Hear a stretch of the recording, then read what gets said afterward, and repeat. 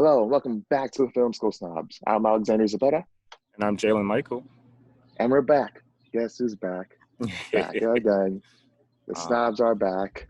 Okay. Tell a friend. Nice. Nice. That's going to be our theme song from now on. Oh, God. Or unless we get copyrighted by Eminem, then we're done. I bet we would. Yeah, it's been a while. It's been a long while. School got in the Too way. long. It really did, like, especially for me. I know you were busy with like a lot of internships and stuff, and you graduated. Congrats, Yep. you're no longer a Film School Thank you. Snob. Yeah, Thank so you. be gone. I'm a Film School bub with no job, so I'll stick around. But yeah, things got crazy in the last year or so because now we're dealing with the coronavirus epidemic. Oh yeah. 2020 is just hell. And I know it's going to come up because in this episode, we're going to be discussing Spike Lee movies. So we can't not bring it up. But the Black Lives Matter movement and the death of George Floyd. Yeah. The country's on fire right now. It really is. And it's bad. Like 2020 started off with us almost going to World War III. Australia was on fire. Then the whole world goes through a plague. By the way, worst plague ever. Where's the zombies? Yeah, it's so boring. It's not how I envisioned the apocalypse, but... Oh, you can save the world by staying home and washing your hands. Boo. Give me my crossbow. I want to be Daryl. Give me my samurai sword. Well, I mean, people are fighting over toilet tissue, so, I mean, it's good enough. I'll take what I can get. I guess. Yeah, man, I mean, honestly, it's just... Oh, yeah, and the fact that Kim Jong-un faked his death, I mean, that got slid in there for some reason. Yeah, that was crazy. 2020, it's a year, and it's only June at this point. Yeah, it's crazy because the year started off like I said, we almost went to World War III and Australia's on fire. But in terms of my personal life, it started off okay, and I thought it was gonna be good. And then we all got to go into quarantine. It ruined everybody's life. Yeah. If you had a bad life, it just got worse, and if you had a good life, then that was all downhill. Yeah, a major inconvenience for everybody. Not to mention the deaths and everything. So yeah, it's tough. It's tough. It really is. Let's try and distract everybody and let's talk about some movies. Let's go into some movie news, right? Mm-hmm. Tom Cruise, man, he's crazy. I say this to bring up, he is now shooting a movie in outer space with Elon Musk, directed by Doug Liman. See, which Doug Liman is a really good action director, but from what I hear, he is not the best when it comes to being organized on set. So you want to shoot a movie in space, which is going to need a lot of organization to make it work out, and maybe having him isn't the best option, even though, like I said, he is a really good action director. Yeah, I mean, first of all, I mean, I guess we kind of all expected for this to be Tom Cruise's next step. I mean, climbing up the Burj Khalifa, or whatever the building's called, and hanging off at airplanes just doesn't suit his appetite. So why not go to space for him? But I don't know, just from a practical standpoint, you gotta imagine going into space for an action movie, your movement is already limited. So will it really be the most exciting thing? Who knows? But it sounds exciting though. It sounds exciting. Yeah, you actually do bring up a good point about that in terms of for an action movie. Because you gotta deal with gravity and stuff. You're gonna move a lot slower. You're gonna jump slower. It's different when you're making like Ad Astra. They had that one action scene on the moon, right? And that's different. Because they're not actually on the moon. They're on a set, and they can play with the rules of gravity because it's a movie. Nobody expects it to be realistic. But now the rules of gravity are gonna actually affect your film. So how's that gonna work out? Exactly, but. I don't know, knowing Tom Cruise, he'll, risk his life some way or another, and I'm sure it'll be entertaining. Oh, no. If it's not good, it's going to at least be an interesting thing to talk about. For sure. Yeah, because it's either going to be a beautiful mess, of behind-the-scenes stuff, or it's going to be, an amazing achievement of film. As long as it's not, now that you brought it up, that it's not Ad Astra, because I still have a little grudge against that movie, I'm okay with it. Ad Astra isn't that bad. Leave it alone. That's one of the 2 movies I fell asleep to last year, and we didn't even get to talk about it for our show. Hey, what was the second movie? Forget. Wait, was it Cats? I'm sorry. Oh, well, Cats I was dozing in and out of. We did go to see. We saw that together, man. That was an interesting experience. Jesus. My weekend was already ruined from Star Wars that weekend, but then we decided to go see Cats. And nah, but that wasn't the one. I was actually thinking of Aquaman, but I forgot that was 2018. But Oh yeah. that one I fell Okay, so asleep. speaking of Aquaman, that's a good transition to talk about some DC movies. Okay. Well, we've got two pieces of news that are both worth talking about. This first one was like a little while ago, like a little over a week ago. But we're now getting the Snyder Cut, and not only that, but Henry Cavill is now in discussions to come back as Superman. Oh, nice. Jalen, do you want to see the Snyder Cut? I absolutely do not. But I'm happy for the people who are excited for it, and they finally get to shut up about it on Twitter. Yeah. I'm in like an interesting dilemma with like the DC universe as a whole. I like Shazam and Birds of Prey a lot. Like I don't think they're great movies, but I think like they're on the right path for what DC needs to go for. Right. Shazam is just like wholesome family fun, and then Birds of Prey is just like off the walls crazy, and it's totally amazing. Mm-hmm. But I was like one of those guys who despised like Batman v Superman and Suicide Squad and Justice League. Like I absolutely hated those movies. And it got to the point where it was like kind of unhealthy how much I hated those movies. I'm not gonna lie. Like I do not. I look back on that I'm like, I think like the equipment now is like for me is like the Rise of Skywalker, where like I really do not like the Rise of Skywalker. Mm-hmm. But I kind of learned it's just like, it's just one movie. You know, The Last Jedi is still pretty great. So Right. I've now learned to move on when I hate a movie. But like with Batman v Superman, I was like, I hate this movie. That was like my entire personality. Like I hate this movie. You had to let everybody know that you hated that movie. Yes, I was that annoying. I'm not proud of 16-year-old me. Nobody is. But I'm interested in seeing the Snyder Cut just because like Justice League is like a really bland movie, and like that was like ruined by like studio behind the scenes studio drama. And Zack Snyder's daughter unfortunately passed away, and the studio took advantage of that to like get rid of him and Right. just remake the entire movie, which is really not good. Right. Because, I mean, I will say I only saw Justice League once, and it actually wasn't even in theaters. I saw it like months after when it came on HBO Go.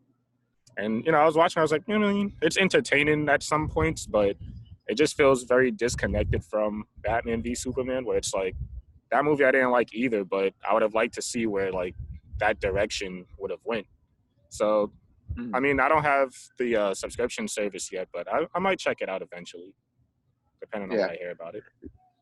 I think from what I've heard about like what's actually supposed to happen in the Justice League film, it sounds like it's going to be another bloated, pretentious mess like Batman v Superman was. Of course. Because but like at least like with Batman v Superman, I can respect that Zack Snyder has his own unique vision. Like I like his visual style, I just don't like his storytelling.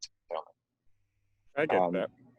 Because out of his whole filmography, there are only really two films I like: Dawn of the Dead and Man of Steel. And I haven't seen the Owl movie since I was a kid. And I do not like Watchmen at all. 300 I find kind of boring.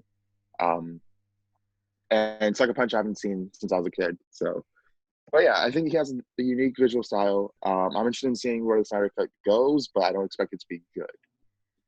Right, and they don't plan on doing any like reshoots or anything for this, right? It's just what they already had. Yeah, and it's funny too because like the fanboys are saying, "Oh, you see, they had the movie in their vault the entire time." It's like, no, they're dumping in like $20 to $30 million into the movie to like finish the VFX. Right. So people are like trying to say, "Oh, you see, we were right the entire time." It's like, no, technically we were right. We just didn't expect them to release the movie. Yeah, I mean, you know how people get in their ways, especially on the internet. They never want to admit that they're wrong or not. But look, Exactly. you're getting the movie, so shut up now. And now Henry Cavill might come back as Superman, which I'm very excited for because, like I said, Man of Steel is the only Zack Snyder movie I like, and I think Henry Cavill is really good as Superman. I just wish he had better material to work with. What are your thoughts on this? Yeah, actually, I really like Henry Cavill. Just as an actor in general, I know he's gotten a lot of hate, especially because of Batman v Superman. But like you, I actually do enjoy Man of Steel.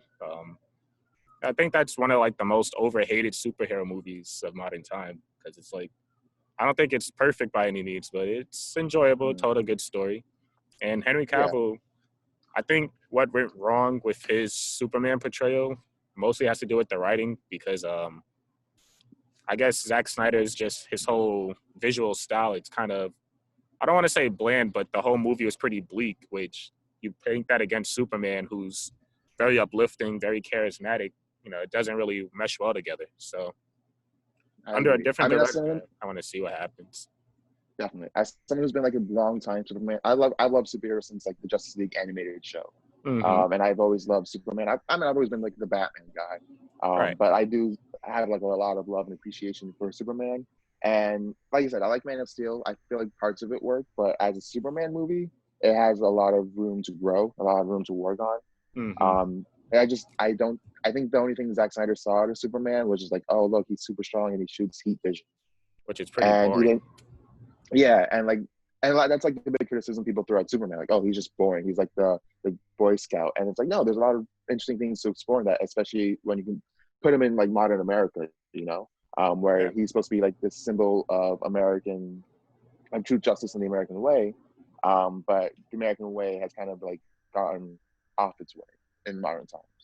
Yeah, exactly. And I mean, we might see like the whole Captain America Winter Soldier effect with this, because I remember back in 2011, 2012, like after Cap's first movie and the first Avengers, people were saying the same thing. Like, Captain America is pretty boring, man. It's perfect Boy Scout, doesn't really add that much of a different dynamic to the team. Then you have the Winter Soldier, which kind of takes it in a whole new direction. Well, new for the movies, but not too different from the comics. And everybody loves Captain America. He's my favorite Avenger now. So I Oh, really want without to a see doubt. what Henry Cavill could do just with a proper director and a proper script as Superman. Exactly. So now my question to you is, who should direct the next Superman movie? Mm. I've been hearing rumors about J.J. Abrams doing it, which I actually wouldn't mind seeing that. Yeah, I feel like I like JJ Abrams as a director. I feel like he definitely has a good visual style, and he knows how to make a good action scene. Just like I get tired of his like mystery box stuff so much. Yeah, I mean, after episode 9, it's like, dude, you got to wrap up this whole thing. You can't leave more mysteries to it. That's not how that Exactly. works. Okay, one of these days we gotta talk about Rise of Skywalker, Yeah. or because like yeah, that movie's a mess, but not right now. But some other time. Or do like how those other YouTubers do with those whole 10-hour analysis movies on them. Yes. Which, if you Okay. spend your time sitting there watching that, I'm not gonna judge you. It's just I can't fathom myself watching that. Yeah, I don't know. I struggle watching 20-minute YouTube videos for like Exactly. creators I like Patrick Willems and High Top Alex. But I got to watch a 10-hour thing of the Rise of Skywalker sucks. Raise a Mary Sue. Like, please shut up. Plot holes, plot holes, plot holes. Oh God. So moving on to other news. Let's talk about real cinema, Jalen. Um, Uh-huh. Martin Scorsese has finally gotten funding for Killers of the Flower Moon. Apple is going to co-fund the movie with Paramount Pictures. I like it. Awesome. Yeah, Scorsese is like one of the few directors from his generation who's still putting out bangers, like The Irishman, The Wolf of Wall Street, Silence, all movies that came out from this decade that are masterpieces that like I think are some of his best films. Hey, I noticed you didn't mention Hugo in there. What's wrong with you? I haven't seen Hugo. Okay, I'm leaving. Okay. um, but I mean, even Hugo, I've heard really great things about. And so, yeah, I want to see anything this guy makes. I want him to get all the funding in the world. It seems he asks for really big budgets, and studios are scared because it's not franchise, it's not superheroes, so they get intimidated, which is Right. why Scorsese had that beef with Marvel. Yeah, just give him all the money in the world. Let him make whatever he wants. I'm really excited for this movie. Jalen, what are your thoughts? Yeah, I mean, you pretty much echoed my sentiments completely. I know we were talking about this back when The Irishman was first releasing, about how Scorsese's budgets are way too big.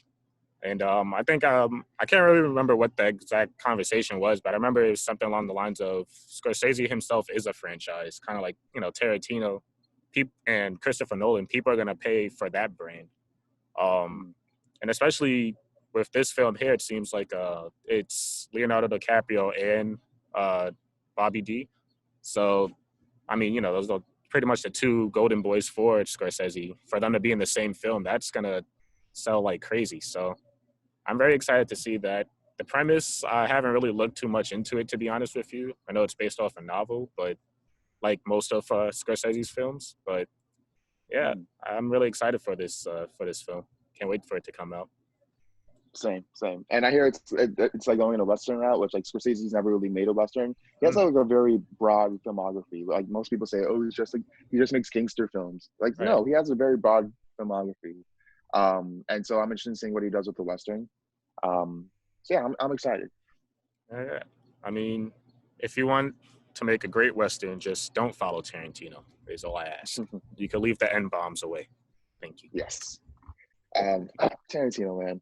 I love so many of his movies, but some of them are just like really, yeah. I mean, well, I know we talked about this already, but Once Upon a Time in Hollywood to me was like a good return to form for him. Hateful Mhm. Eight I did like, but yeah, the last few movies before that, I haven't really liked them since like Jackie Brown. So Yeah. I feel like this is like we're getting sidetracked, but just real quick, Kill Bill is like a great homage to like all types of things, spaghetti mm, westerns, samurai films, all types of stuff. hmm Django Unchained, I have many problems with. I think it's okay at best, but it's too long, and way too you know, long. for a movie about slavery, he sure does use like you'd think there wouldn't be limits to how many times you could use the N word, but like he overuses it. Try to beat his own personal record. Yeah. And, you know, it wouldn't bother me so much, but somebody had posted a video of him doing like a press run for Django Unchained, and Yes, he I've went on seen to that. like yeah, you know, he went to like BET and Sway in the Morning, and he had to put on like a black voice. It's like, dude, what the? Listen, man, I really respect you. I love your craft, but that's just a no. Please don't Yes, big stop no that. no. Oh But god. anywho, Scorsese, he's cool in my book. Yes, Scorsese, keep making movies, please. Um, okay, and on one last piece of news. Okay, so Aquafina and Karen Gillan are going to reteam for Shelley, a movie directed by Jude Wang, and produced by Ian Bryce. What has Jude Wang directed? I should have looked this up beforehand. Very unprofessional of me. Um, Unprofessional of me because I have no clue who that is, to be honest with IMDb to the rescue. But you. yeah, Aquafina and Karen Gillan are really talented actresses. Um, I really like them in the second Jumanji movie. They Hmm, had a really good dynamic in there. I thought so. Um, so yeah, so I'm definitely interested. Yeah, I like the premise for this Okay. movie. Yeah, do you mind just telling the audience what the premise for the movie is? Yeah, so this was reported by Deadline, but so Aquafina, she apparently during high school she was like the geeky girl. She gets run out of town by these high school bullies, and she grows up to become a hit woman. Um, and the funny twist that happens is her contact that she's supposed to take the hit out on is actually her old high school bully, which is played by Karen Gillian. And they kind of pitched it as Mean Girls meets Barry, which I think is pretty hilarious. So yeah, I'm looking forward Okay, to see what those happens. Mean Girls is like a really solid movie. Like that's a really enjoyable movie, and Barry is one of my all-time favorite shows. Mm, So I'm excited. I'm hyped. yeah, yeah, you put me on to Barry last summer, and I've been obsessed with it ever since. I rewatched Barry during the quarantine, and it's crazy like the tonal balance they have of like Mm. being like really dark and also being really funny. Oh I don't know yeah, how. It's like it's a miracle that it's that good. yeah. I got to put a lot of the props to Bill Hader because he definitely walks that line perfectly for that show. Yeah. So this movie, Shelley, it seems really interesting. It has a really cool premise, and it sounds like it could be really funny. I do like Awkwafina as an actress and what I've seen her in. Mm. She's really great in The Farewell. Which did we talk about that last summer? I think we did. Yeah, we did. I remember it came out right before Yeah. Tarantino's movie. Oh yeah, that's right. So yeah, so this movie has a very interesting premise, and I'm looking forward to seeing what they do with it. So now let's transition into talking about HBO Max, which came out this past Wednesday. It's like the only streaming service I've been excited for personally, because like now we've got the streaming wars going on, and now you have Disney Plus, and I think Disney Plus is okay, but like the thing about Disney's filmography is that they're all very similar, so it's like why would you put a whole streaming service around it? Yeah. Um, HBO Max I found a lot more interesting because it's a lot of Warner Brothers movies, and Warner Brothers has a more diverse filmography because like they actually like try and reach different markets. Right. Um, and it's like all of HBO's films. They have like a lot of Cartoon Network, Adult Swim, some anime on there. They have the Studio Ghibli movies. Is it All Ghibli or right. Ghibli? I I think it's forget. Ghibli. I think it's Ghibli, but what do I know? Gotcha. Exactly. Listen, we're dumb Americans. And yeah, they just have a lot of interesting stuff on there. I've yet to watch the new Looney Tunes shorts that they're putting out, but I am very interested in checking them out because who didn't love Looney Tunes as a kid? Yeah. I mean, Back in And that Action, I saw that in theaters like 3 times when it came out. I remember Back in Action. That was like a big part of my childhood. Mm-hmm. Brendan Fraser was just like a big part of everybody's childhood. Like I remember him in The Mummy, Yeah, the Mummy and movies. which are still good. Mummy movies are still good. Like they don't get enough love. They're not Yeah, like masterpieces or anything, but like, they're fun. yeah, they're fun adventure films. I like them. Yeah. And, I'm glad to see he's back in Doom Patrol, which is coming on HBO Max June 26th, I believe. Which Oh, the first cool. season was great. It was a really great show. So I'm looking forward to season 2. Nice, nice. I gotta check that one out. I heard a lot about it though. Yeah. I remember I told you about I'm not gonna spoil it for the viewers here, but about that one scene that after we saw cats. Do you remember? I can't remember. Oh wait, no, I do. Yeah, Yeah. yeah. I remember you telling me about that. Yeah, this show's weird, but I love it. Yeah, HBO so far, like HBO Max has been putting out some quality content. Like I said, I haven't seen any of their originals yet, but in terms of like what's given to us, like I was scrolling through the TCM part, and you have stuff like Citizen Kane, Ben-Hur, The Searchers, a lot of Akira Kurosawa movies, and you guys know I love my Kurosawa. So yeah, I'm looking forward to exploring it even more. So far, off of it, I've only rewatched Ready or Not, which came out last year, which was really great. And I rewatched the first Lord of the Rings, The Fellowship of the Ring. And like I said, I'm looking forward to exploring it some more. And it has a very nice design too. Like I was talking to my mom about it, and she's like, "Wow, HBO Max looks so pretty." I'm like, "Yeah, it really does." Yeah, I haven't really checked it out yet, but I do want to know, like, if you have HBO Go or HBO Now, how does that transition work? Do you still get HBO Max or no? Yeah. So I don't know about HBO Go because I don't own cable, so I don't pay for HBO Go. I pay for HBO Now, Mm. and for me, it updated automatically, like on my Apple devices. But on my Roku TV, it's still on HBO Now because like there's some like dispute between Roku and HBO. So I had to download it on my PlayStation. But if you have HBO Now, it should update automatically to HBO Max. Okay, cool. Gotta check that out then, because yeah, what you were saying about it having like such a wide, diverse category of films, that is pretty interesting. Because yeah, contrast that to Disney. Of course, like you were saying, it's only like family oriented stuff. Which Mhm. for me, I have it because I have a lot of little brothers, and put it on like That's So Raven or Phineas and Ferb just keeps them quiet for a while. But for someone like me, a film snob, a film Mhm. school snob, excuse me. Yeah, I gotta watch some of this stuff and their original content too. But Yeah. it's just a lot of streaming services these days, man. It adds up. It's like Yeah. you might as well just have cable at this point. Oh yeah. And even so I'm part of a big family, so luckily I don't pay for it all. We all just like kind of share stuff. So I Right. pay for HBO Max, and I have like my grandfather who pays for Netflix, and someone else pays for Hulu, someone else pays for Disney Plus. So luckily we just like all share that way, and we all create our own profiles on these streaming services. But yeah, if you're just like paying for it all on your own, like it's gonna add up to a lot. That's the smart way to do it. Very money savvy. Oh yeah. So yeah, HBO Max, I 100% recommend getting it. Like I said, it was the only streaming service I was looking forward to in the streaming wars. Everything else I could care less about. And so from there, let's move on to our main topic. This week, because The Five Bloods is coming out in 2 weeks, we decided that it would be very topical to discuss Spike Lee and his filmography. So before we go into like the films we decided to discuss, Jalen, what are just like your thoughts on Spike Lee as a whole, like as a director? Yeah, Spike Lee. I mean, he's been a director I've admired for a while.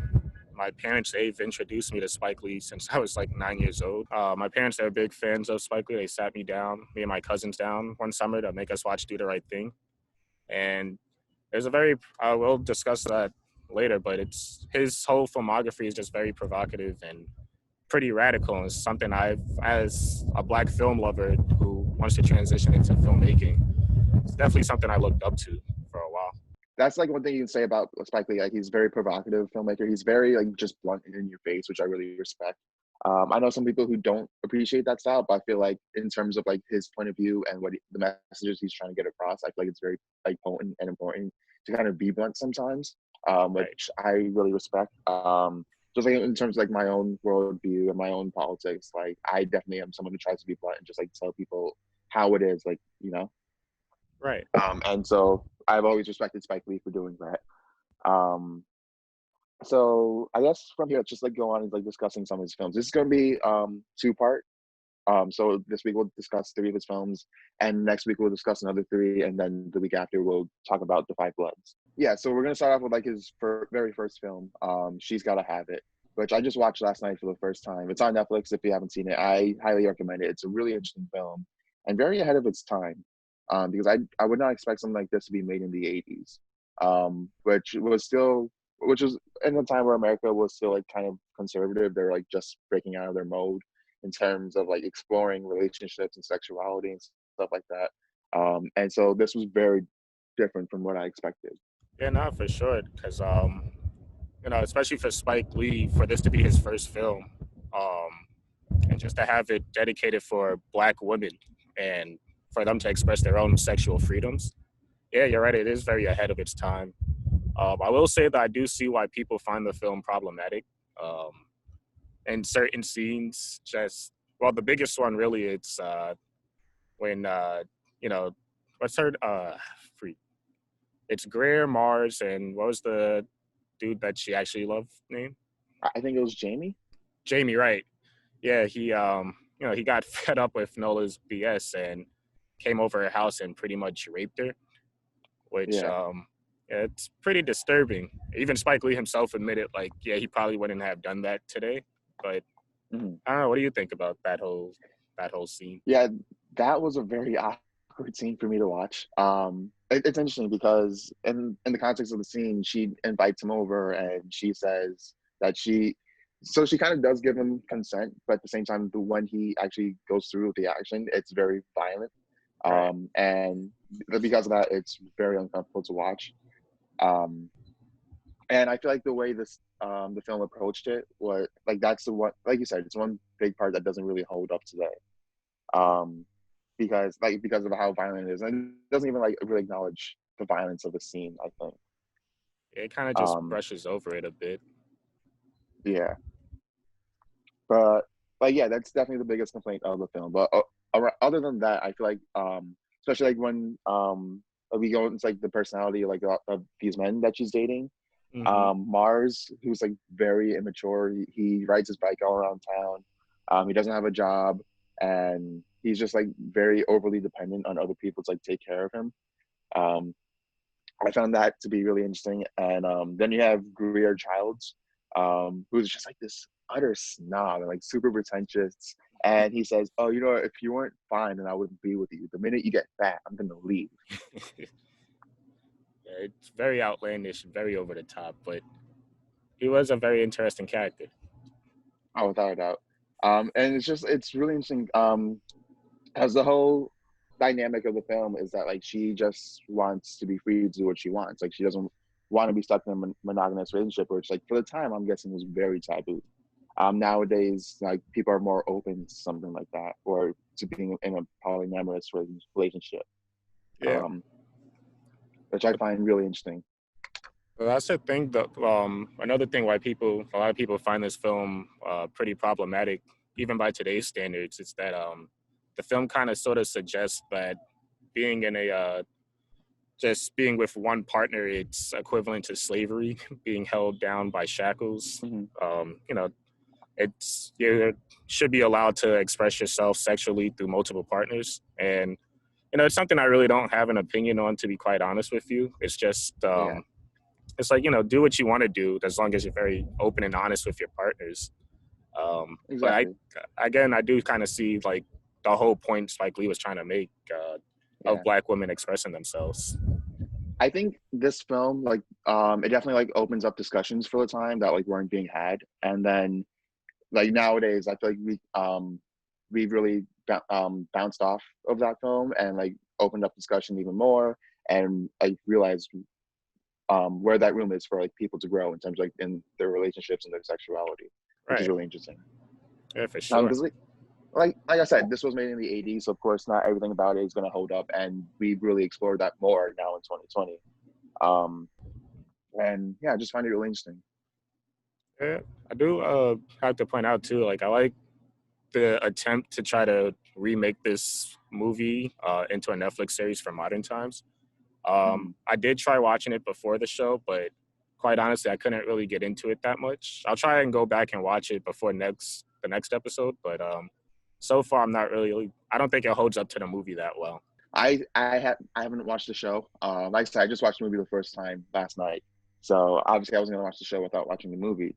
Mm, Um, but I remember just like I didn't hear great things about the show. I feel like I heard really good things about season one, and then like season two, I heard went downhill.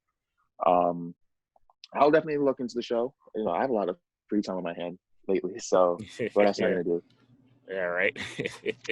Um, but yeah, it's like I said, this is a very interesting like jumping off point for discussing like sexuality and women's sexuality and like what we expect from our relationships. And yeah, just like I feel like especially I don't know, maybe this is like getting off topic from the film, but just be open with your partners, like Jalen said, Yeah, about what you want, what your expectations are, and you're not always gonna agree, and then maybe that's just not the relationship for you. You know? yeah, no doubt. And Yeah. This is no longer the Film School Snobs. This is the Film School Snobs Relationship Advice Podcast. yeah, I'm Dr. Jalen. And I'm Dr. Alex. Even just from a filmmaking perspective of it, for this to be Spike Lee's first feature film, it's very impressive because it's kind of become a staple for his career now. But his shots are very creative. It's very non-traditional. This film, it's very raw because you could tell he kind of Frankenstein different takes of scenes together, where it kind of, you look at it now because it's like, it's kind of off-putting, but it's something admirable about it, and just how he got this film made and how he fundraised the money to make it. It's why he's become such an inspiration for me. Just the whole do-it-yourself mentality. I really love that. Yeah, I mean that's something I definitely respect about Spike Lee and like his visual style. Because like I said, it's a very blunt style. Like everything about his films are blunt. The way he writes them, the way he directs Mm-hmm. them. It's like every frame of this is like in your face, Right. And that's something I really respect. Like for some people, like they prefer subtlety when they direct a film or they watch a film. For Spike Lee, he's like, no, I'm just gonna like here's what the message of my film. Here's what I'm trying to convey, all in your face, and I really respect it. Yeah, same here. It might not always work out, but when it does, it really works out very well. Mm-hmm. So I guess let's move on into like some of his other films.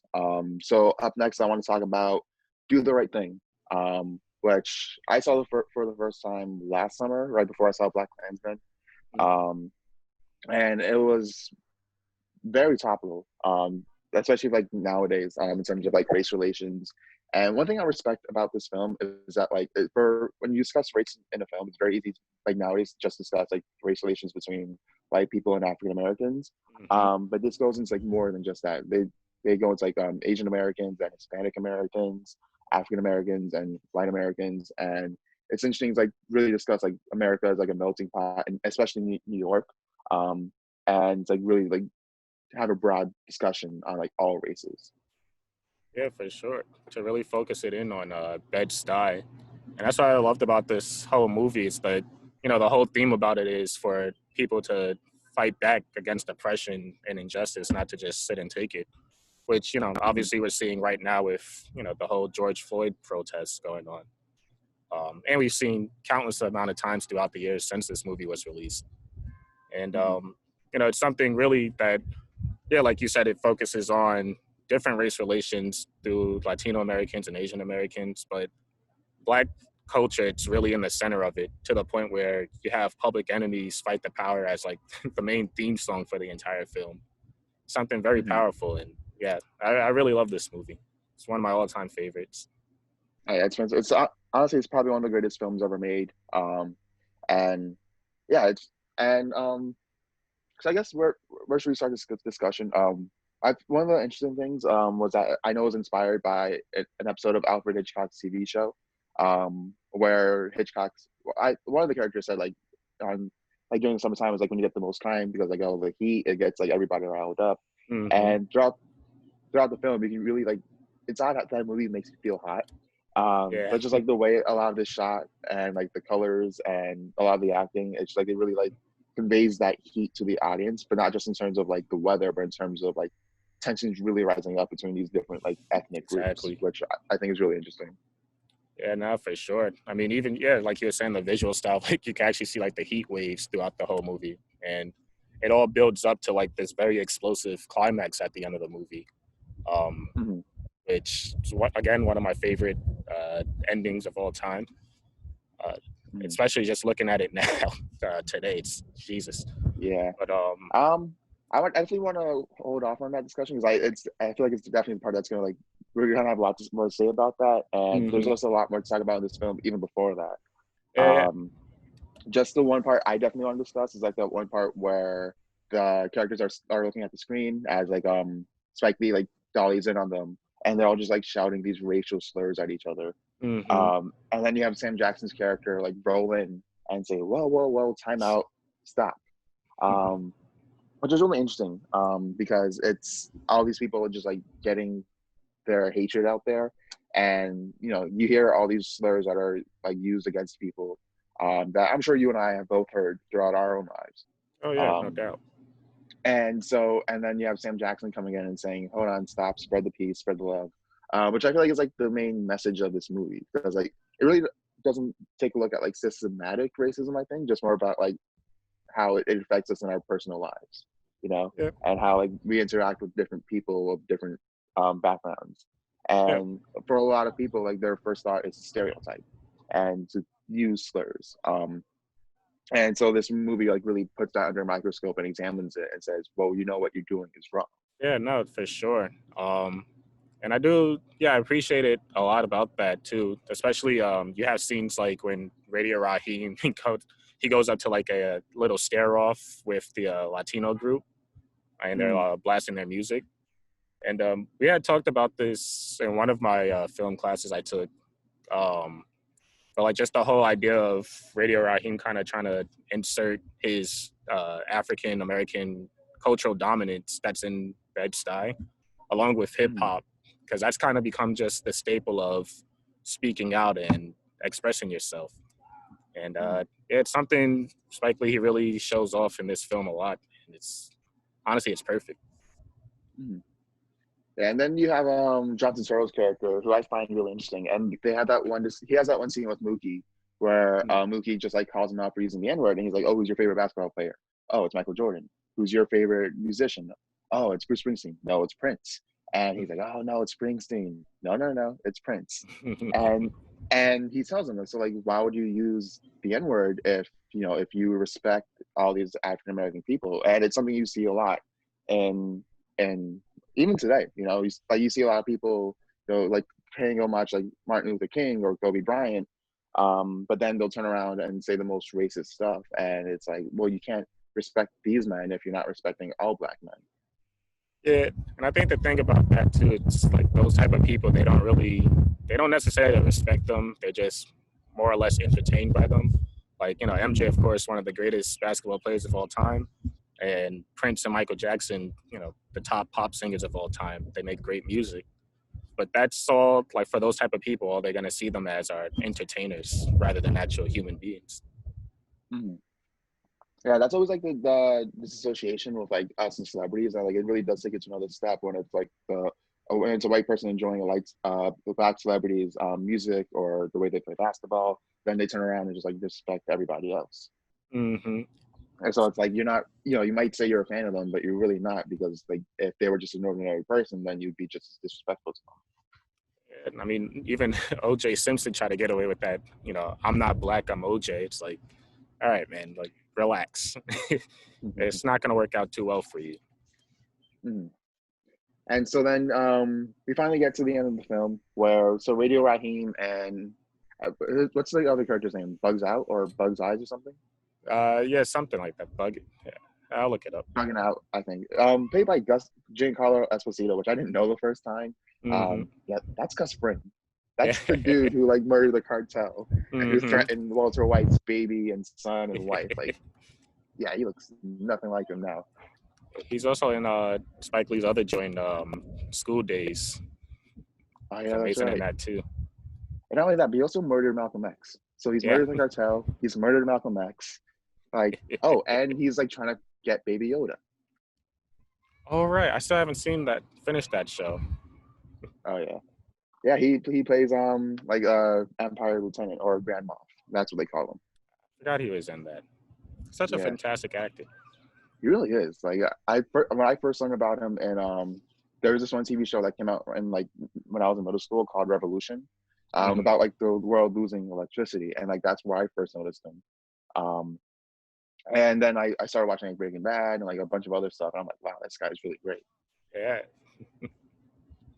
And so yeah, so Bugging Out and Radio Raheem go into Sal's Pizza Place and they start protesting because Radio Raheem wasn't allowed to play his music, and Bugging Out it says like there aren't any African American men on the wall of celebrities in Sal's Pizza Place. Hmm. Um, Tensions rise, and then Sal ends up using the N word. He starts like throwing racial slurs at them, and the fight breaks out. The police come in, they break it up, and they end up murdering Radio Raheem. And then that starts a riot, and well, it starts people like shouting at Sal, and it was Mookie who grabs the trash can and throws it into Sal's pizza place. Then a riot begins. They burn down the pizza place, and they almost burn down the Korean supermarket. But the Korean man in charge of it like is able to like tell them no, please don't do it, and they don't do it. Hmm. Um, One interesting thing, so I was reading Roger Ebert's review for this a while ago. And one of the interesting things he wrote was that people always ask Spike Lee, oh, did movie do the right thing? And Spike Lee always responded, I've never been asked that by a person of color, which I think is really interesting. Yeah. So, Jalen, um, let's get very topical in terms of the film and what's going on today. Did Mookie do the right thing? Was it right for him to throw the trash can through the window? I mean, the thing I've always seen it pretty weirdly actually. Mm-hmm. So the whole do the right thing, I don't think it's necessarily like, well, was it? I don't know how should I phrase it. It's not necessarily is it the right thing or not. More so, it's like, Mm-hmm. is it the right for you to take the action, to get the right thing achieved? The whole does the Mm-hmm. ends justify the means type of thing. And I'll tell you, I do not condone violence whatsoever. I want to put that out there. But I think Mm-hmm. people have a right to express themselves however they see fit, especially for a great change in society to fight back against injustices. So, in that respect, yeah, I think Mookie definitely did do the right thing. Mm-hmm. Yeah, I don't know. For me, just like um, rioting as a whole, and I mean, I definitely agree 100% with the Black Lives Matter movement.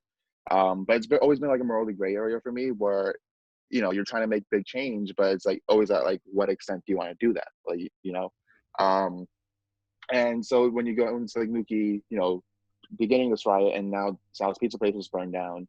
Um, in terms of like in context of the film, I'm just wondering like what it really accomplishes per se.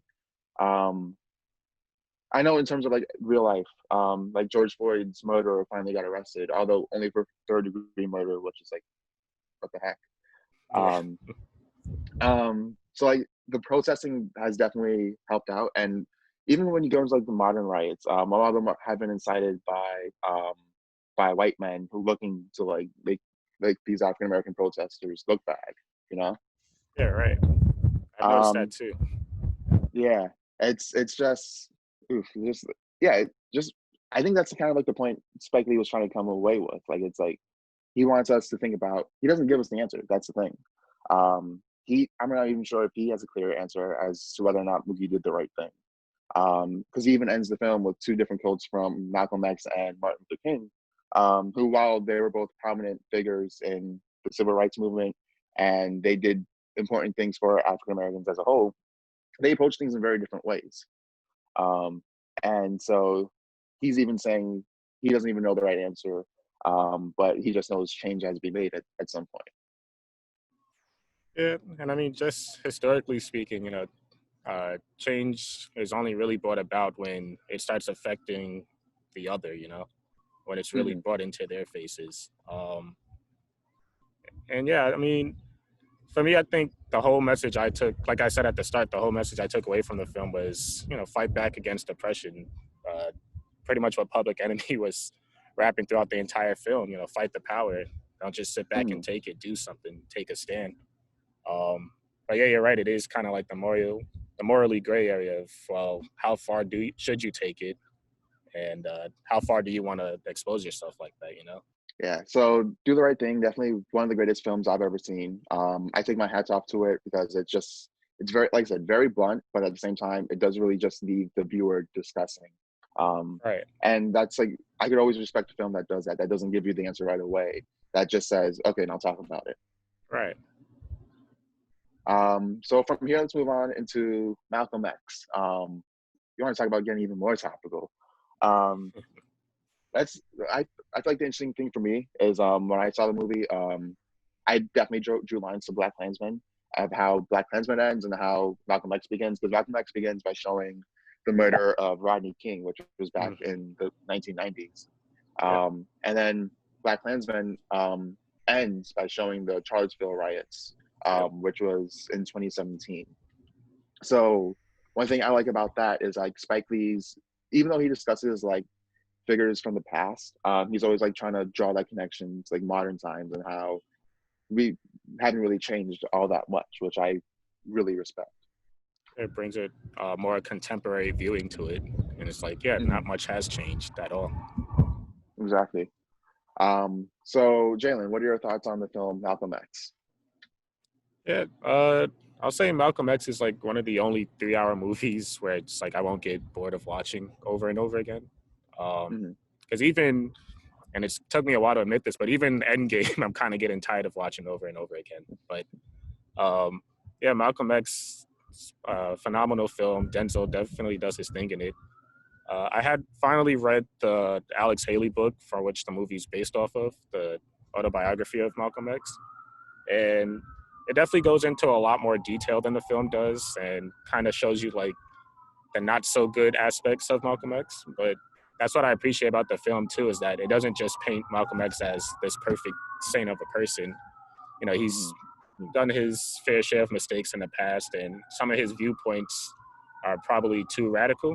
But at the end of the day, his belief system, again, tying back to the whole do the right thing, uh, fight back against oppression. Don't just sit there and take it. Do something. Hmm.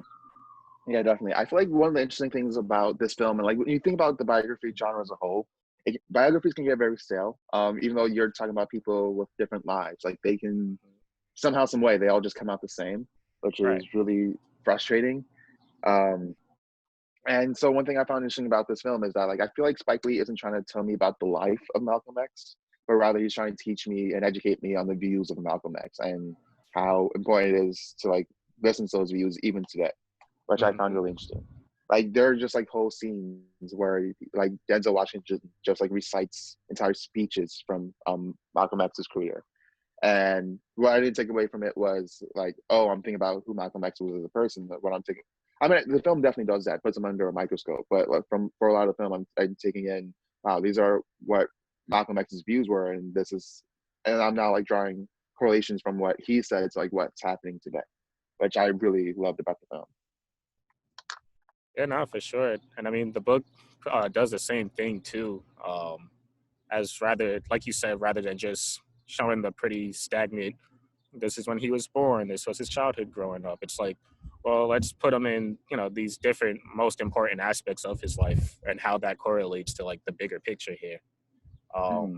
Which, yeah, I don't think a lot of, biofilms do that much. A lot of biopics films don't really do tackle it in that sort of way. But Mm-hmm. even to him, you know, joining the Nation of Islam and then finding a different faith and going back on that, and you know, his path was very, it's very troubling for him. You know, for him to actually eventually find his way um, Mm-hmm. to the man that we know today. So yeah, the film it Yeah. definitely addresses that in a very poignant. Can't even speak today. It's very good. Yes, it's amazing. Yeah, just like and like you said, it definitely doesn't shy away from the darker parts of his life and the parts where you really start to question Malcolm X and his beliefs and just like the way he went about certain things. Well, I remember one scene that definitely sticks out to me in terms of what's going on today is that he's speaking out of Malcolm X is going to speak out of college, and a white woman approaches him and says, "As someone who isn't prejudiced, what can I do to help?" And Malcolm X just says, "Nothing." Which is really interesting to think about, especially today, because we're kind of now asking white people, privileged people to help. We're saying, hey, this also falls on you too. Whereas Malcolm X at that point in his life said, no, this is all only African Americans can take care of this. And I don't think the film looks upon that fondly. I think the parts it looks upon fondly is when he comes back from Mecca and he starts to say that no, all races must be united. Mm-hmm. Yeah, I mean, that was kind of like one of the bigger, the lines in the sands between Dr. King and Malcolm X. At least at the earlier point in time, where Dr. King was all about allies and Malcolm X was mostly just about preserving the black race. Um, and yeah, I mean, again, you see their two ideologies brought up a lot, especially in modern times where you have a lot of people push back like, oh, this is what Dr. King would want. Oh, you shouldn't do what Malcolm X say. But honestly, they were pretty much on the same page at the end of the day. Yeah. I just they definitely, what they both wanted was for African Americans to finally get the human rights that they deserved, to end the oppression. It's just like the way they went about it. They kind of disagreed a little. And even then, Malcolm X kind of grew out of his more nationalistic viewpoint, and he said, no, like all races should be united, but in order for all races to be united, first black people need to be united, and then we grow from there. Which I 100% agree with. I feel like in terms of uniting people, you need to be united within your own group before you can start growing with other people. Yeah, no, for sure. 100% agree. I will say like one thing that I don't think the movie really goes over that the book does, and it's something I actually just learned very recently after finishing it. But early in his life, Malcolm X was kind of an incel. Like he actually really hated women at one point in his life. He it's like they're all money grubbing whores and they're the devil to black men. It's like, yeesh, I don't think this would fly today, man. No, definitely not. I mean, I feel like for the most part, the film definitely paints his earlier life before he joined the Nation of Islam. He definitely wasn't living his best life. He was robbing, and he was cheating on the girlfriend he was already with. But yeah, it would definitely been interesting to see incel Malcolm X. Yeah, overall though, it's again for Spike Lee, it's another classic joint, as he would call it. One of the best films of all time, I think. And yeah, I don't have enough good things to say about this movie. Yeah, it's fantastic, honestly. Probably the best biopic I've seen in a very long time. Mm-hmm.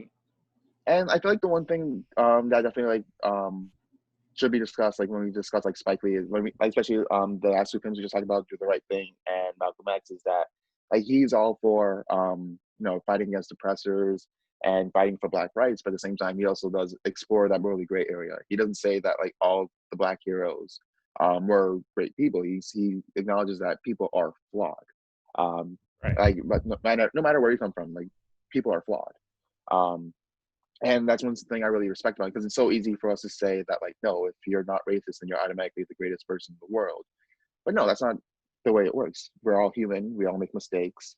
No matter what you believe, you're not going to be a perfect person. Yeah, exactly. And I think even Spike sees that about himself. And yeah, like you said, that's what he tries to convey through his superpowers, which is filmmaking. But yeah, so like you said, Spike Lee, one of the greatest filmmakers ever made. And I look forward to seeing The Five Bloods when that comes out. And I look forward to discussing some of his other films next week. What we're discussing, I don't even know yet. We shall figure that out. Yeah, listen, I mean, he's got a bunch to pick from.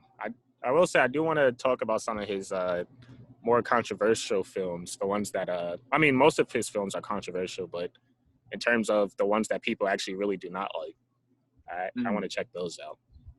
I remember you telling me about The Sweet Blood of Jesus and just like how much you despise that one. I think it's on Amazon Prime, either Amazon Prime or Hulu. So I'll probably watch it. We'll probably discuss it. Yeah, I haven't seen it yet, but just based on everything, like the clips and the trailers I've seen, it's something I've been trying to avoid watching for a while because I don't want it to taint my You're gonna watch my it. view. You're gonna You're ruin gonna Spike watch it, Lee for Jalen. me. Yes, that's my goal, to ruin Spike Lee for everybody. No, I'm just kidding. Everybody watch Spike Lee movies; they're amazing. Yeah. The five. What was it called? The Five Bloods. Yeah, that Yeah, that's the one. new one coming out. Yeah, that looks good. I saw the trailer for it. It looks great. Oh yeah, and that's a really great cast. We had Chadwick Boseman, who Hmm. everybody loves. Everybody knows him, Panther, and he's amazing in that role. Then you have one of the actors from what's the movie called? The Last Black Man in San Francisco. What's his name Oh, again? is it not Jimmy Fails, right? The other guy. Jonathan Majors. Yeah, that was Yeah, his friend, right? yeah. That was his friend, the one who wanted to be a playwright. Right. That movie was Yeah, amazing too, man. Jesus. that's such a fantastic movie. Just like its visual style, like even like getting away from, we're going off track again, but getting away from like the story and like its message and stuff, just like the visual style alone, like it makes San Francisco feel so like fantastical and otherworldly, Yeah, which I absolutely love. it was very hallucinogenic. Sitting in the theater watching that. Yeah, what a great film. Mhm. Yeah, it's a film that cracked my top five of the year last year. But That yeah, was so I A24. guess My bad. That was A24 too, right? that was A24. Yeah, Oh wow. Of yeah, course. they put out bangers. Nothing but. Yeah, it's interesting too because we were talking about it after earlier. This movie was produced by Brad Pitt, who like Hmm. produced a lot of like great movies. I know he produced Moonlight and I think Bill Street. If Bill Street Could Talk, I think he produced that one too. Yeah. Um, so I guess 12 just like Years a getting like Slave. getting more topical again. I guess this is like an example of someone like using like their privilege and their wealth in order to like kind of like boost up like artists from like different ethnic backgrounds, which I really respect. Yeah, because I mean, and it's what Spike Lee was talking about. Like, black is the new Hollywood. It's gonna get kind of Mm-hmm. stagnant and boring if we just keep telling the same stories. Let's get more diverse. Let's hear black women, Asian American women, Latino women, Mm-hmm. And you're definitely LGBT seeing, people. yeah, you're definitely seeing that a lot. Because Jordan Peele is like starting to become like one of our next big directors. Who Hmm. like if he puts a movie out, then everybody's gonna go see it. You For know, sure. Get Out and Us were both like fantastic movies. Both are like horror movie masterpieces that like are probably some of the best movies come out this decade. And they were made for Um, cheap too, which is really they were made for impressive. cheap, and they made like in terms of like how small their budget are and like how big of a profit it was, they made huge profits. OD, yeah. Yeah, and like it's also like crazy how iconic these films already are. You know, like they just came out. Like Mhm. everybody knows about like the Running and Get Out or the Sunken Place, and the red scissors with the red jumpsuit is like etched in my brain. Like it's terrifying.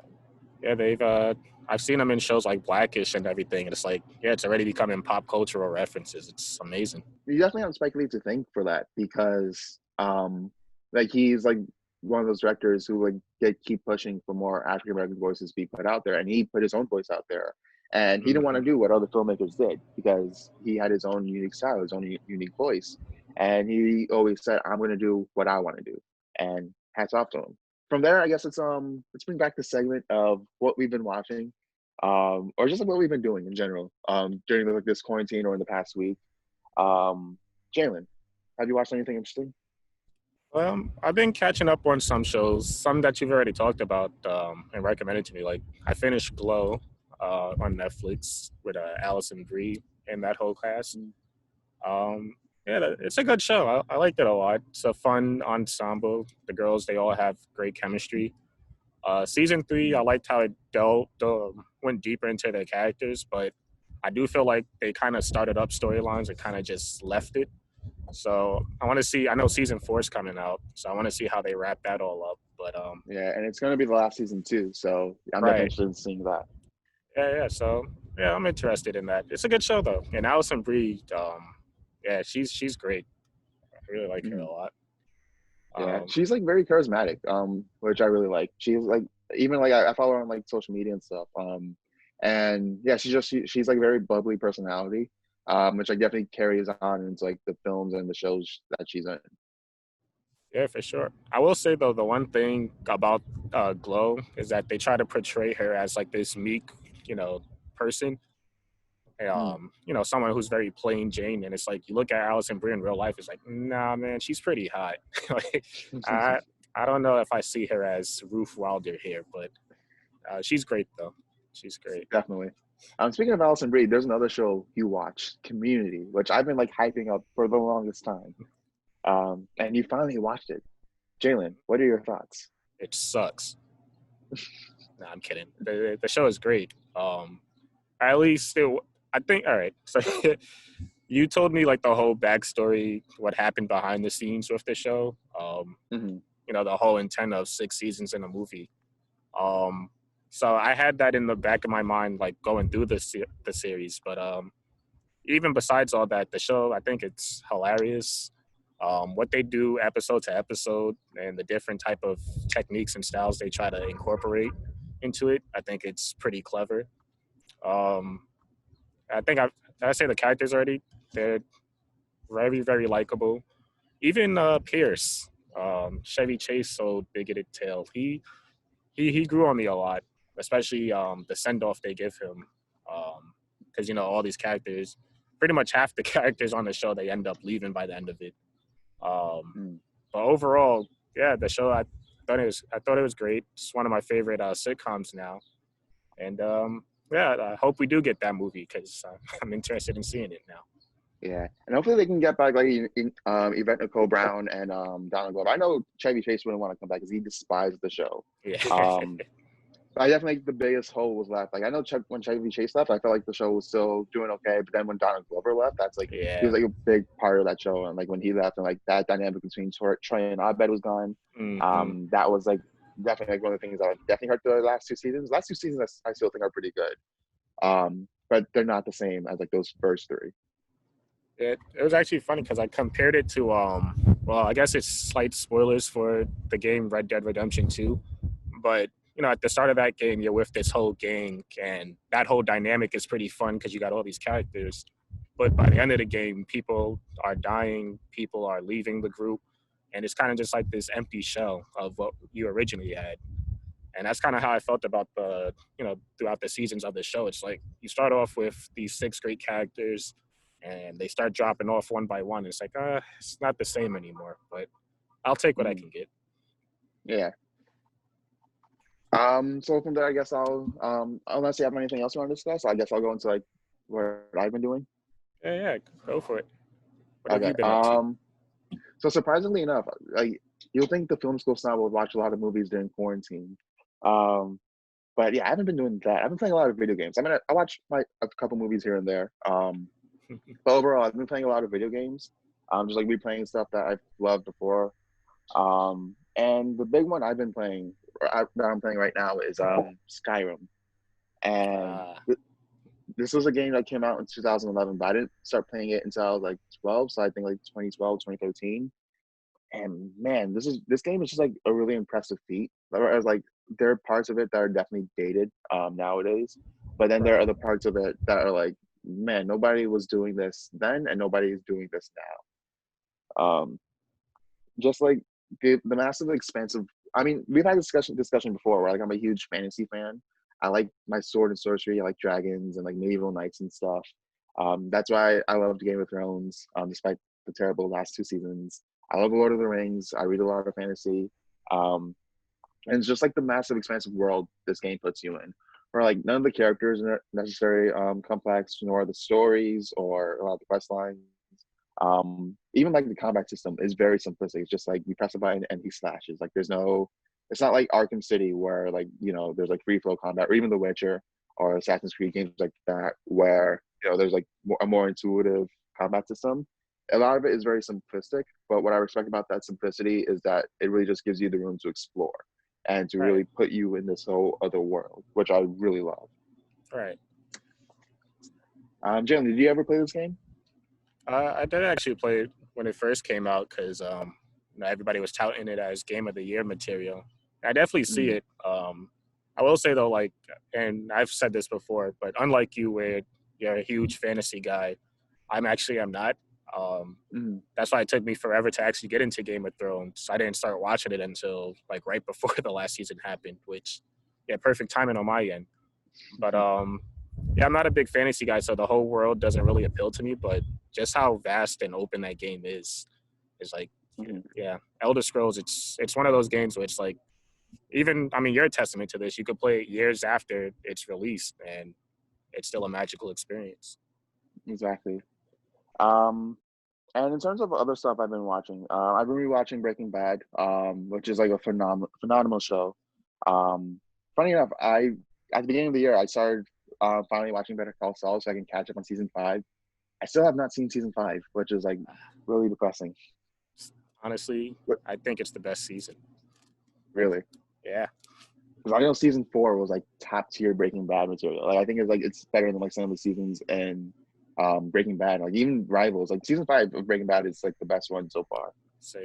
But I think season 4 of Better Call Saul even rivals that. So Yeah, season 4 is, I mean, listen, every season in the Breaking Bad universe, it's phenomenal. El Camino is mhm. phenomenal. Um, but yeah, what they do with Better Call Saul, just even like the secondary characters, it's honestly, you just can't stop watching it. Like I've watched that season already like at least 3 times, like all 10 episodes 3 times each. So I Mhm. really love it. Yeah, it's crazy because like you the one thing I always tell people because like I have a friend who has yet to like finish making Better Call Saul, and she's like, yeah, it's just not the same. But and I say like, yeah, well, I mean, Breaking Bad is like the more bombastic crime show that like everybody loves. Like everybody loves like the crime stories, like Goodfellas, The Godfather, whatever. Hmm. Um, Better Call Saul is not that. It's not about crime per se. It's more just about exploring Jimmy McGill and how he grew to become this morally corrupt person. Right. And it really is a slow burn show. Like it's a slow paced show, and I absolutely love the pace. Like I'm someone who, like, I don't get bored easily when it comes to movies. Like I said before, I love the Kira Kurosawa movies, and my favorite movie film of his is Yojimbo, which is only an hour and a half, but it feels 3 hours long, and I wish it was longer. Um, because like Better Call Saul like really just like embraces that slow pace, kind of like a western or spaghetti western, which is like really heavily influenced the Breaking Bad universe. And he takes that slow pace and takes that slow time to really get into like the nitty gritty details of Jimmy McGill's life and like why he grew to be the person that he is. Yeah, and just even like how those two worlds clash. Yeah, not to give anything away for season 5, but that's where you really start seeing like, okay, this is definitely Breaking Bad material now, and it's like, okay, I'm obsessed with Vince Gilligan, Peter Gold. You guys are just phenomenal. I know it's a whole circle jerk with those guys, but listen, Mhm. man, I'm a part of it. I'm a part of it. So, Yeah, they're fantastic. They realize, especially El Camino, like that had no right being as good as it was. Better Call right, Saul has no right being as good as it is. It's like with like any other like filmmaker or producer or whatever, like this should have just ended with Breaking Bad. But right. they've somehow found some way to like expand on their universe in meaningful ways, not in fan servicey ways. Hmm. And I absolutely love it. I admire it so much. You kind of look at it, it's like at another AMC show where it's like, where did you guys go wrong in trying to expand your universe? Of course, I'm talking about The Walking Dead, where they have like Oh two God. spin-off seasons for that. But it's like, it doesn't come close to the original show. And you would Mhm. think it would because it's a zombie apocalypse. It's so vast as opposed to the Breaking Bad universe. It takes place in Albuquerque, New Mexico. Like, how interesting can that be? But I mean, clearly very, you know? Yeah. Oh, that's another thing I started watching at the beginning of the quarantine because it's like a show that I've been like, oh, maybe I should rewatch it. I loved it as a middle schooler. I thought zombies were Mm-hmm. like the coolest thing ever, and I've really grown out of that phase to the point where it's like if I see a zombie movie, I'm just like I lose all interest. Yeah. Um, like it's very rare for me to like really be into like zombie stuff. Um, and so like like as of late, the only zombie material that really interested me was The Last of Us, and those are barely even zombies. Yeah, now it's more about the human elements for that game. Yeah. I think that's like, just like the zombie stuff I've always gravitated towards more. Like I'm tired of like the big swarms of zombies. I'd rather focus more on like the human condition. And I Right. feel like in certain ways The Walking Dead tries to do that and I respect it. But even from like season 1, like you can see the flaws of the show immediately where they're everything they do is mainly just for the shock value. And everything that the show does just gets incredible. I'm on season 6. That I left off on season 6 a couple of weeks ago because I tried. And season 6, like they were at the beginning, they were fighting this big zombie horde, and nothing about it was compelling to me. Like nothing about what the characters were going through were interesting to me. They've fought zombie horrors before. It's kind of boring, kind of lame at this point. Um, and it sucks too because the comics are so good. And like they're so dark and grim, and like, I feel like the show hasn't matched that level of darkness and grimness. And I feel like it should be on like a Game of Thrones level of dark and grimness, but the show never really matched it. They tried to match Game of Thrones, but they're just not there in terms of Yeah. what I've seen so far. Well, I will say like because I'm still watching the show. I kind of stopped liking it around season 6, and then I really stopped liking it at season 7 and 8. But the last 2 seasons brought me back. But I will say, like the first episode of season 7, it actually does exactly that, where it reaches that Game of Thrones level of darkness and grimness and violence. But then everybody bitched about it and stopped watching the show because of it. So it's Yeah, kind of I guess that's what happens when you're on network cable and you grow to like 17 million fans for one episode. It's like you got to appease so many people, and then you got to pull back on something because a certain group of people are outraged about it. So yeah. I don't Just know. like an It's interesting interesting. dynamic that like The Walking Dead has, with just television as a whole. Because for a long time it was like one of the most viewed TV shows, and but it's also like at many points very critically panned. At Yeah. points critics loved it, and other points critics are like, "What the heck is this?" Mm-hmm. Um, and just like the one thing that always annoyed me is like they never handled character deaths right. They always killed off the lamest characters that nobody ever cared about, and you just knew someone was gonna die when like they were having this big moment, and then you're like, "Oh yeah, that character that I didn't care about before, yeah, they're definitely gonna die." The second somebody starts going into their backstory when we never had heard anything about them for the past 16 episodes, they're probably gonna eat it. Oh, without a doubt. And I remember because the prison scene in the comics and the movie, not the movie, TV show, are Mm-hmm. completely different in terms of Yeah. like what they go for. And the comics just handle it so much better. Like it's just like so much more grim, and it takes so many more risks. Well, actually, Whereas the well, keep going. oh, keep going. Oh no, I was gonna say that's actually what I'm actually on the flip side of, because Mm, the comics for me, I love it. I'm still reading the fourth compendium, but mm. that prison sequence, I know exactly the part that you're talking about. That was something for me. It was like, all right, that's where it kind of goes into the more shock value read, Yeah, just I feel for like the sake of it. definitely that part that you're talking about. I know, yeah, that's definitely going a bit too far. But in terms of like everything else, like I'm other than that one death, which was like oof. Um, Kind of just like the way they handle it, like the dread of it. It's kind of like matches the Red Wedding, and in terms of like how where Right. characters go from there. Where I feel like the TV show doesn't really match that all that well because they're too scared to kill off everybody's favorite characters. Yeah, and but yeah, like it's gotten to the point now, like it's been 10 years of this show, even the actors themselves are getting kind of tired of it. They want to move on to do other things, and it's like you send off very, monumental characters, and it's kind of like, they went out on kind of a whimper. So yeah, so it's definitely an interesting show to discuss. I wouldn't say like it's ever been a great show. When I was 12, I thought it was like the greatest thing in the world because ooh, cool zombie death. Ooh, Daryl has a crossbow. Um, oh, she has a samurai sword. But otherwise, it's like when I watch it now, it's like, yeah, this does not hold up at all. Yeah, it doesn't really escape just badass looking stuff and cool stunts. It never really Yeah, goes into like deep characters. and that can only take you so far before people get bored. Hmm. So I guess from there, this will be the end of the episode. All of tangents, but to be fair, we haven't done this in a while. So, Yeah. so thank you very much for listening to this episode of the Film School Snobs. Um, Please like and subscribe. Follow us on Instagram. Email us at thefilmschoolsnobs@gmail.com. Jalen, where can people find you on the internet? Well, honestly, you can't find me anywhere because I try to stay off of social media. But if you want to read some of my boring reviews on Letterboxd, just follow me at Jalen Michael, or even on Reddit uh, at jmike127. Awesome. And you can find me on Twitter, Jedi Master Alex. And you can also follow me on Letterboxd. Just look at my name, Alex Zepeda, Zepeda. I always have to spell out my last name because like people always like, oh, CB what? Uh, so yeah, so thank you very much for listening to this episode, and we'll see you guys next time. Later.